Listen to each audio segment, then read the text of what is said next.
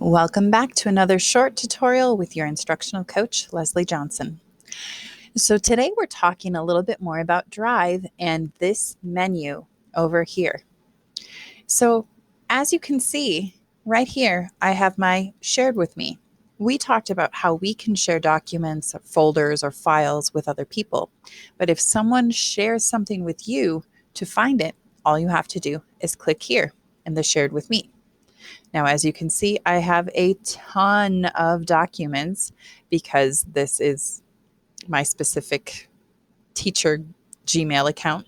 But if I had a specific file I was looking for, you can always use the search box to find some text that you know is in that document.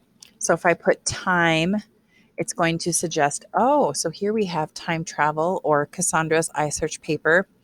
There's some untitled document. So hopefully that gets me to the document that I am looking for more quickly.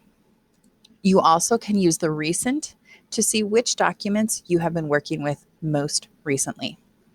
You also have the starred option, which we haven't gone over yet. And as you see, I've got nothing there. But let's pretend that my catalog poem is very important. I can add that to starred. And then when I go to my starred, it's there. So this is good for documents that are really important right now or important all the time.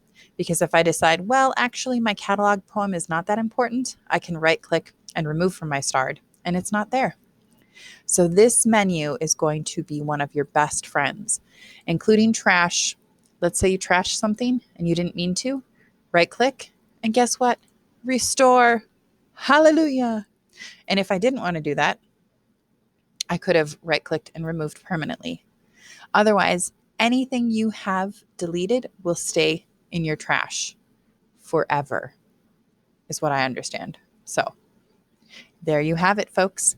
This little menu will be your friend along with this search box up here. If you want to find something quickly, start using that.